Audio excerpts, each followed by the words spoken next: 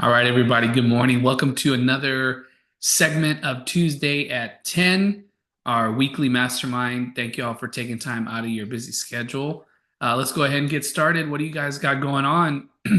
I think everyone's feeling the swing of the new year. How's everything going with you guys? Josie, let's start with you. What are some wins? What do you got going in the works? Things are picking up. Things are good. It's the life of real estate. Everything ebbs and flows. And Alan put it so perfectly the other day. He's like, the world of real estate can change from one day to the next. We went from like, oh, just not having anything really in the pipeline, just kind of doing some administrative stuff. And then the next day, I was a part of a birthday party and now I have a qualified buyer who wants to buy and sell. So it's really strange, but yeah, it's like, go to the birthday party, go to the birthday party. You don't know who there is thinking about buying a house or something like that. So just go to the birthday party. That's That's that's the all I gotta say. That's the lesson. Go to the birthday party. Even though you might not feel up for it, you never know who you're going to run into and spark a conversation about real estate. So very good. Happy to hear that. And Liz, how's everything going in your neck of the woods? What's the latest? How's everything?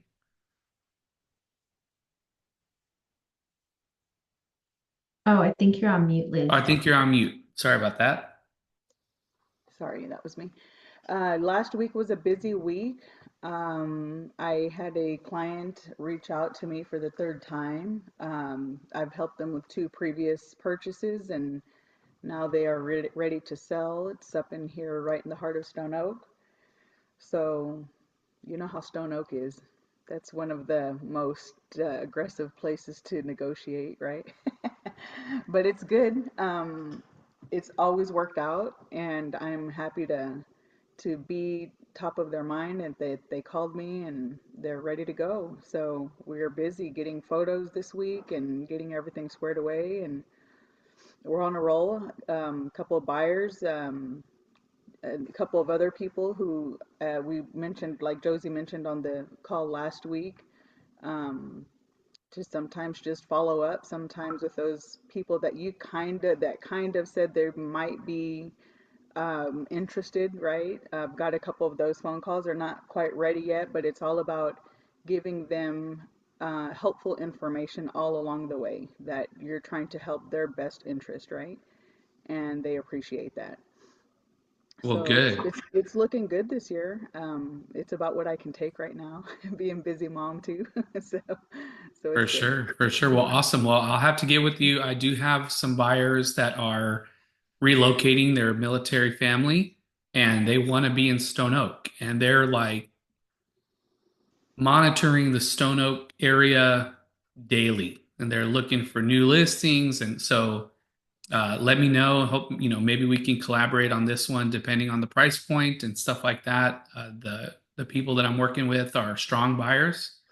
So, and they want to be in that Stone Oak area. So maybe we can get a deal going. That would be exciting. And then, Yeah, I yeah. And then yeah the I other love thing, the Liz, I Stone was Oak going to area. tell you, if you have some buyers that are not quite ready, we have been working with a really great credit repair person. Her name is Roxanne. So get with me after the call and I'll send you that information. Credit repair is a big deal in today's market. Sometimes people need a little bit of assistance there. So we've been Hmm. working with a really good, Roxanne and her team are really good, and she's made some seemingly impossible situations happen. So, credit repair has been kind of iffy for us all these years, but I think we have a very good resource now. So I'll get you that Yeah. information. And, one of the strategies we've been putting into play is the credit repair costs a little bit up front, but that's the price, to repair your credit. And the way that we're doing it is if that customer or client goes through the credit repair and pays for it up front, if we close the deal with them at the end, we'll give them that fee as a closing credit to where it's, Nice. if they go through all the steps, we close the transaction, we get through the deal, we'll go ahead and give them that credit back. So that gives buyers a little more incentive to do it, and they know that they'll be able to recoup it on the back end. So it's up to you if you want to incorporate something like that, but we found that that kind of puts the people at ease a little bit more. Yes, I would like that information. Also, lets buyers know that you care, that Of you care course. to walk them through and be there till the very end. So For sure, for sure. Sounds good. Well, good. It sounds like everyone has some good stuff going on. We have a lot of stuff happening on our end. I had some phone calls yesterday. Some of our referral leads are now under contract. We had a position out in Houston. I referred him to a great EXP agent in the Houston area, and they just went under contract on a brand new construction. So referred that out to Houston. They're under contract, and that's a 4%er. So that's even better. So that should be a good referral. And then we had some closings last week. We have a couple closings coming up this week. So things are moving along, and we're excited for a big 2026. So nice. cool. And So on the topic of new home builds, and you mentioned the 4%er. So when you refer something out, in this case, you referred it out to the agent in Houston. So the new home build is paying that 4%, right? So let's just say the agent in Houston already had a buyer rep agreement prior to going to that new home build, and the buyer rep agreement states 3% compensation. It's been a little while, right? It's been a little while since I've done a new home build. I've been working pre-owned pretty much all of last year. Um, there's an amendment to that, correct? there is. That's a great question. So with the buyer rep agreement, the buyer's agent can be paid less than agreed upon in the buyer rep, but they cannot be paid more. So if there's a bonus attached, you just have to get there is an amendment to the buyer representation agreement. So you can amend it to reflect the bonus. Is it only restricted to bonus? What if what if the builder's offering a 5 or 6% compensation? Yeah, you would just amend it to whatever Okay, compensation they're offering. okay. And you just want to make sure, if you know that buyer is going under contract and you already have a buyer rep agreement in place, um, you just want to make sure that that buyer rep agreement is in place before you go under contract. Now, the Yes. amendment can be after. You can amend it after. It's just like a contract, just like a 1 to 4. Anything can be amended, but you will need an amendment in place if you are getting higher than what you originally agreed upon with the buyer. And the reason why is they want the buyer to be aware that you're getting a quote unquote bonus, right? Or more than what you had originally disclosed to them. So they just want the buyer to be aware. Got it. Perfect. Thank you. Cool. Cool. Sounds good. Sounds good. So in getting the year started, it's all about rebooting, figuring out what has been working over the past year, over the past couple years. And, I think we can all agree that our clients, our customers, our future customers, they're online. We're finding them online. We're harnessing a lot of online leads. We're being invited to functions. We're learning about events. We're learning about everything online. So I just have a quick, it's like 4 or 5 slides just to go through with you guys. And it is not only a method for converting content and creating content, but it's just some little taglines to help you. There are so many agents out there when it comes to social media and getting themselves out there. Their number one question is always, I don't know what to post. What do I post about? Should it be about homes? Should it be about me? Should it be about my friends, my family, restaurants? What should I post about? And one thing that I learned, and I've been reading over and over, is posting just to post is not necessarily a strategy. What we need to try to appeal to is what people are curious about, what they're looking for, and we want to be able to solve those problems. So I'm just going to run through this real quick slideshow here, and I think you guys will find this very useful in figuring out not only what to post, but some little taglines to get attention because it's all about stopping the scroll. People online have a very limited attention span, myself included. If I don't see something right away that catches my eye to stop that scroll, I might just scroll right past it and it might be great information. So here's a 3-step method. This is from Frank Kern. Y'all know I love Frank Kern and the way he teaches. I love his methodology.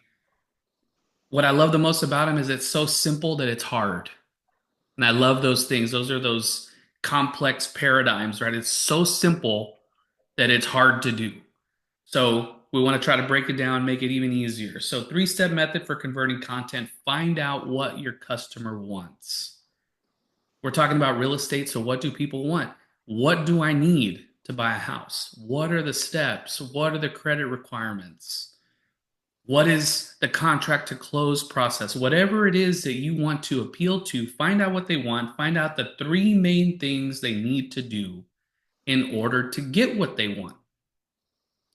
Even in today's market, we still have a lot of buyers out there that feel like they need 20%, right? Are y'all running into that? So, well, I don't have the payment. I need to put 20% down.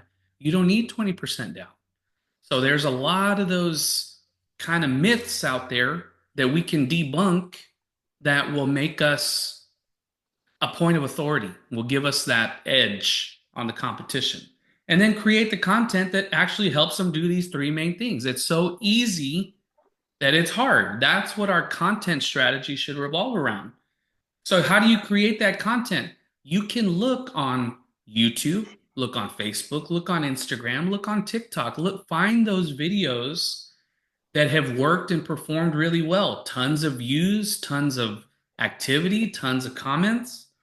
Find a post that work really well, and then bring in your personal assistant, AI, whether that's ChatGPT or Claude or Gemini or whatever you want to use. Tell AI to break down the content into no more than 9 core concepts that can be explained in one simple sentence. If the mind, y'all just remember this quote, a confused mind does nothing. Have y'all run into that before? I run into that all the time. If I'm reading something or watching a video or looking at some content, if I get confused, I check out because a confused mind does nothing. So we need to make it as easy as possible. I've read online, it should be anywhere between a 3rd to a 5th grade level. We want to make it easy and simple. And then use AI to turn each one of those sentence concepts into slides for a carousel. You can always turn a carousel into a video, turn a carousel into an infographic, whatever you want to do, but put that content out there. And that's going to, just like Liz, you touched on, that's going to keep you top of mind. Top of mind always wins. So here we go. We have 3 seconds. We mentioned short attention span. We have 3 seconds to hook them. Here's 12 lines. So I'm going to share all of these lines in the comments when I post the replay of the training. I'm going to post all these slides so that way you can keep them on deck, keep them in your notes, use them. You can formulate an entire 30-day content calendar just around these hook lines. I didn't realize how much blank was ruining my life until someone asked me one simple question. The biggest mistake, everyone told me I was crazy. I used to believe, but then I met someone. These are the stories and the lines that really resonate with people. And when they hear that you're being genuine and authentic about these stories, because that's the other thing is you have to be authentic with it. Use these lines to get you started, but tell a real story. Tell a heartfelt story. Think about stories that you see on the news. What are the ones that tug at your heartstrings? Those are the ones that you're going to remember. Same thing with posting content. I wasn't going to share this, but you need to hear what happened. If you've ever felt this, this started as a normal day until this happened. Josie, you could say that this started as a normal day. I thought I was just going to a party, and then boom, now I have a client that I'm helping buy and sell. You thought you were just going to enjoy some finger sandwiches and stuff like that, and now you're looking at beautiful new homes the next day, right? Exciting stuff. Craziest part isn't what happened, it's what happened after. So I love these lines. I think they're very engaging. Someone needs to hear this today. Stop doing this and start doing this. They warned me not to do it. I'm glad I didn't listen. People see the results, but they don't know the story behind it. If you're reading this, you might be where I was right before whatever it is. The client that Josie met with yesterday, I went to go talk to him, and the gentleman works for a major grocer here in the area. And we started talking about the pharmacy field. My parents are in the pharmacy field. He knows the pharmacy in his grocery store very well. And I started telling him about how my story into real estate started when I got a job as a pharmacy tech, and then they took that job away from me. On the day that I was there at the grocery store to interview, I get a call saying we can no longer extend that invite to you. And it wasn't because of anything I did, it was because of a technicality. And we don't need to get into that. But that taking away of the pharmacy opportunity was the catalyst. And I said, you know what? I'm going to go, I got to do my real estate classes. And that decision changed my entire future.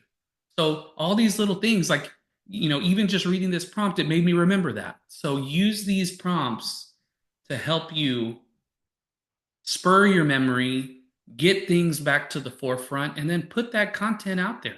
Now that I think about it, I don't think I've ever made a story about that pharmacy story. So now I need to do that because that was a great conversation that I had with this gentleman yesterday. And it's true. So be genuine with it, be authentic, have fun with it. And I think you'll notice because what the objective is always people should feel like they know you before they even meet you in person. Like Josie, I saw that video. I love that video. I saw you doing the spray cleanse in the house before you showed it, and that resonated with me. So I know I'm going to get along with you. Liz, I saw you out there on the soccer field with your son. My kids play soccer. I know we're going to hit it off. Those little things break down all the barriers. So cool. Y'all find that helpful? Those little hook lines and some ideas to create some good content. Cool. What do y'all think? I have found for it to work because, so let's, for example, say if all I post is real estate, it becomes redundant to many people, and it's not, sometimes it's not exciting content, right? So we have to be intentional about that too. Like you said, just quick one liner, right? But when I post about personal stuff, a lot more people get engaged. They like to see either the fun stuff or the funny stuff. And that helps when I do post a real estate posting, it automatically pops up on their feed, is how I figured, the algorithm, right, with Facebook, right? And vice versa, when you go and comment and on someone else's picture or whatnot, they also in return will see your posts as well. So it takes a little bit of time, but I've gotten some good responses and I've gotten business off of Facebook just by doing things like that. And at the end of the day, everybody on Facebook knows I'm a realtor, Good. right? Because they, and I think every realtor should post that when they are on their social media. Everybody needs to know what you do, not be the secret agent, but just I think has worked for me is people, like you said, they laugh at something or, hey, you posted this about, when you were out of town or how was it? And, and it just, a lot of times are just conversation starters. And sometimes that's all you need. And it has to be genuine and real. Well, like Liz, I've seen content that you put out and you talk about making dinner for the family. And I said, man, that food looks good. You know what I mean? And really, that's what it boils down to. I'd rather see you making a nice carne guisada or, some of the other dishes that you make instead of come check out this 3 bedroom. You know what I mean? You need a mix of all of it. So the ratio should be 3 to 1. Okay. Three personal or fun or funny or, you know, showcasing a place or a restaurant or an activity. Three of those and then one business. So 3 to 1, that's going to keep your algorithm fresh. It's going to keep people engaged. And if you just post, I'm a realtor, call me, call me, call me, call me, that's the guaranteed way for people not to call you because they're going to feel like all you're doing is trying to jump on their back, call me for real estate. They don't get any connection. So people don't, what's the saying? People don't care how much you know until they know how much you care. They want you to be real, be authentic, engage with them, interact with them, and you'll see the results follow from that. Being sold to all day, every day, whether we consciously or unconsciously know it. So when you see a post of something personal, cooking for your family or soccer practice or even like shopping at Sam's, I'm stuck on this algorithm on TikTok of watching people shop at Sam's and Costco, and I'm just like obsessed with it because I'm like, what do they buy? Because I want to know, like, is that good? Do I need to add it to my cart? So it's like, the one of them that I always come across is like cooking dinner for my family of 8. It's like a wife and a husband, and they have 6 kids. And they're always like cooking dinner for a family of 8, or come with me to Costco to shop for my family of 8. It's not anything related to anything, but it's their personal life. And I'm so invested in it. I don't know why, but it's different. I enjoy it. And then you start to wonder, you say, man, a family of 8, how are they going to pull this off? I know. Like that's got to be a lot of food. Like, how are they going to pull it off? And how much is it going to cost? And Yeah, and the mom yeah, makes everything from scratch too. yeah, I'm always like, very cool. Very cool. Well, good guys. Well, I know everyone has a busy day today. We have a lot of stuff going on. Do y'all have any questions or anything to discuss or any kind of issues before we wrap up for the morning? Everyone good? I have just a quick little random, it has Sure. nothing to do with what we're talking about. I'm going to touch on buyer rep agreements. There's that protection period. Um, I'm working with a buyer who was working with an agent before for 6 months. The agreement ended at the end of November, so I need to ask him about the protection period, right? Have you guys So, ever encountered that? so that's a good question.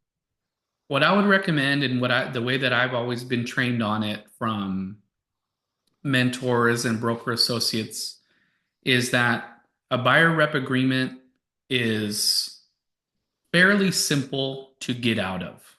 Okay.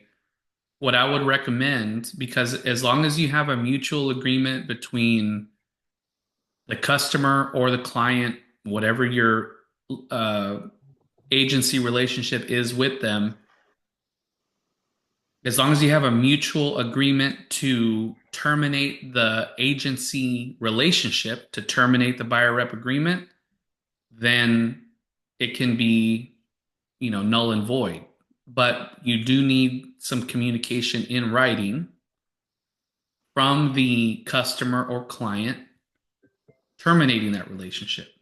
So usually the protection period, in my experience and from what I read and from what I study, the protection period really comes into play. Let's say you're representing a buyer and you showed them a property.